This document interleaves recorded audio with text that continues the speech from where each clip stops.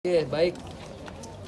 Pertama saya mengucapkan terima kasih kepada Ibu Ketua Komisi 4, Bapak-Bapak Wakil Ketua, dan juga tentu seluruh anggota Komisi 4 yang menjadi mitra kami, yang selama ini juga memberikan masukan, saran, kritik.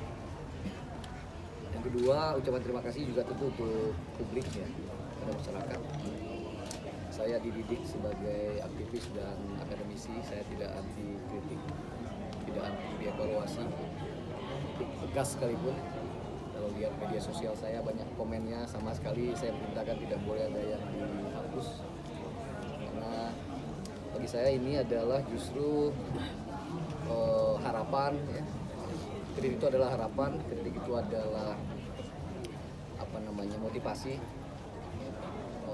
Tentu kita berharap kritikan atau bahkan kemarahan itu pada ujungnya nanti akan menjadi partisipasi yang lebih produktif yang Pak Omen sorry. Jadi supaya insya Allah nanti sektor perhutanan kita lebih baik. Ketiga, tadi sudah saya sampaikan di depan rapat Komisi 4, mungkin teman-teman juga hadir semua menyaksikan. Saya mengatakan saya diperintah oleh Pak Presiden Prabowo Subianto itu dua. Pertama jaga hutan, kedua harus berani.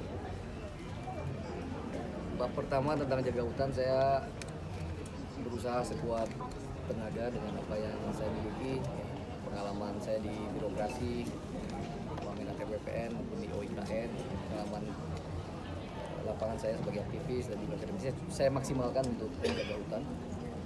Dan teman-teman tahu di bulan Februari, 3 Februari ketika itu bagian dari berbenah sektor kehutanan, saya sudah mencabut 500.000 setengah juta PBPH. Dan bagian dari menjaga hutan itu saya sudah sampaikan tadi juga, saya nanti perlu bertemu langsung dengan Pak Presiden tentunya. Kayak angkanya saya tidak sebutkan secara pasti karena nanti tentu tergantung evaluasi. Ada sekitar 20 perusahaan dengan luas sekitar 750.000 hektar yang nanti akan saya cabut izinnya. Selain dari itu, tadi sudah sampaikan juga khusus untuk yang tadi 750.000 itu se-Indonesia, termasuk di 3 provinsi terdampak banjir. Berikutnya kami sudah mengidentifikasi ada 12 subjek hukum perusahaan yang terindikasi, sekali lagi terindikasi berkontribusi terhadap banjir. Dan karena itu dari kemarin Gakum kami sudah berada di lokasi, dan saya kira dalam 1-2 hari ke depan sudah ada penegakan hukum yang kami berikan. Jadi sekali lagi keberanian Pak Prabowo memberitakan saya untuk berani, dan alhamdulillah Pak Prabowo membentuk Satgas PKH, dan dengan Satgas ini keberanian kami untuk menerbitkan hutan jauh lebih baik. Contoh Taman Nasional Tesonilo yang sekarang viral, belum ada Menteri Kehutanan yang menginjakkan kaki di Taman Nasional Tesonilo. Alhamdulillah saya ke sana, dan dengan Pak Wamen bahkan udah ke sana juga nanam. Kita berharap rumah gajah Sumatera, gajah Domang menjadi ikon di Taman Nasional Tesonilo itu, yang sekarang hanya memiliki 12.000 hektar habitat mereka untuk makan, mencari untuk melakukan berkeliling mencari makan. Insya Allah di Desember ini paling lambat akhir Desember nanti kita mulai bisa merealokasi secara damai para petani kebun sawit di sana, dan akhirnya nanti kita punya minimum 31.000 hektar dulu. Dan kemudian nanti sisanya sekitar 50.000 lagi secara persuasif akan kita komunikasikan dengan masyarakat agar sekali lagi perintah Pak Presiden apa yang menjadi hak satwa, karena beliau sangat pecinta satwa, akan diberikan kepada satwa. Kita masih ingat bahkan beliau mendonasikan awalnya 20.000 tapi sekarang dia bilang 90.000 untuk kemudian untuk koridor gajah di Pesangan Aceh. Yang lain tentang apa isu tentang dari mana asal kayu yang ikut hanyut di banjir kemarin. Mungkin dalam waktu 1 jam lagi saya akan bertemu dengan Pak Kapolri. Saya sebenarnya sudah berkomunikasi dari beberapa hari yang lalu, tapi mencocokkan waktu yang bisa. Tapi tim sebenarnya sudah bergerak di bawah. Kami sudah punya MOU sebelumnya menjaga hutan kita bersama-sama. Nanti Gakum dengan Kabar Eskrim.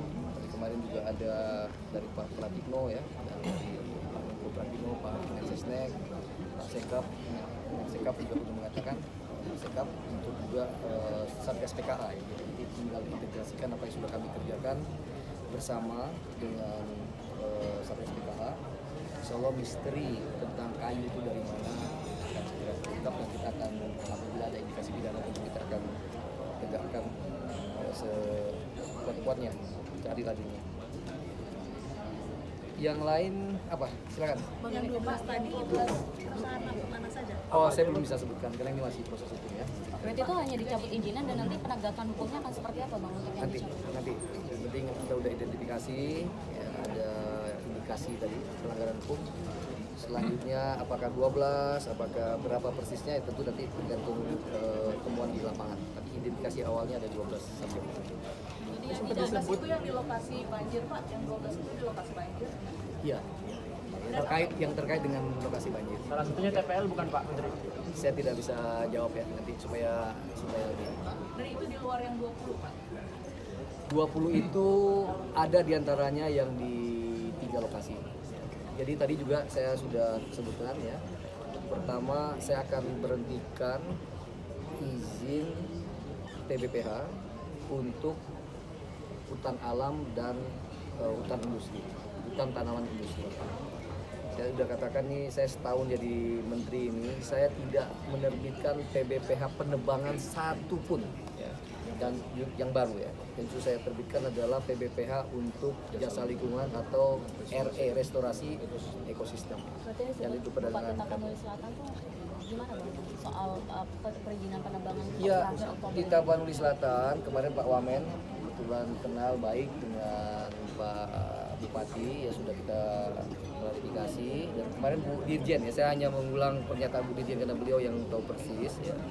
Pak Bupati itu pernah mengirim surat 2 kali ke kementerian dan salah satunya memang mengusulkan agar diberhentikan tuh sipuhnya ya, sipuh penata usahaan kayu di daerah APL. Dan Bu Dirjen udah matikan itu dari Juli ya, dan tidak ada satupun PHAT di sana yang aksesnya dibuka, akses sipuhnya dibuka. Jadi kita mungkin maklum ya, beliau sedang menghadapi tekanan di bawah yang luar biasa ya. Tapi beliau malah mengirim surat di bulan November itu malah mengapresiasi apa yang kami lakukan.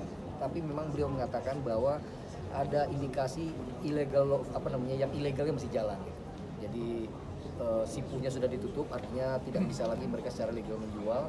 Tapi beliau mengingatkan kita masih ada tuh sepertinya bukaan. Dan oleh karena itu waktu itu Gakum juga turun ya, dan ada salah satu yang kita tidak lanjuti.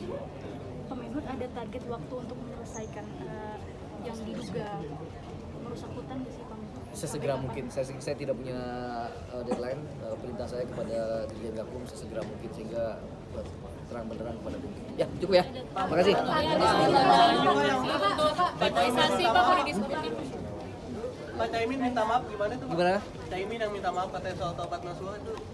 Ya tentu ya, tadi di pertama di rapat saya mengulang kembali rasa sedih, ya, bela sungkawa, duka mendalam ya terhadap saudara-saudara kita di Aceh ya.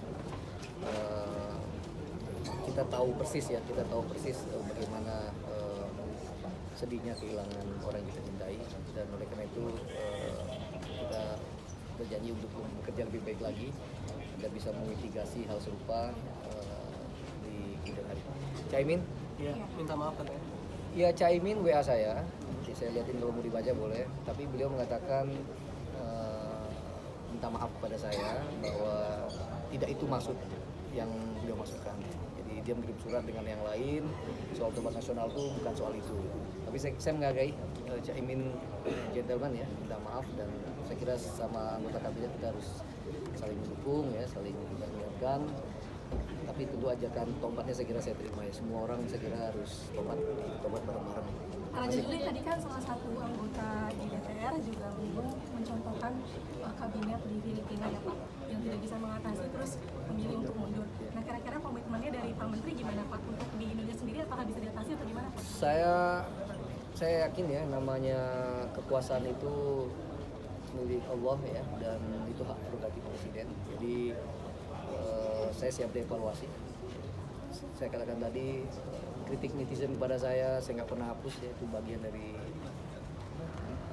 aspirasi, kemarahan itu bahkan mungkin harapan, ekspektasi.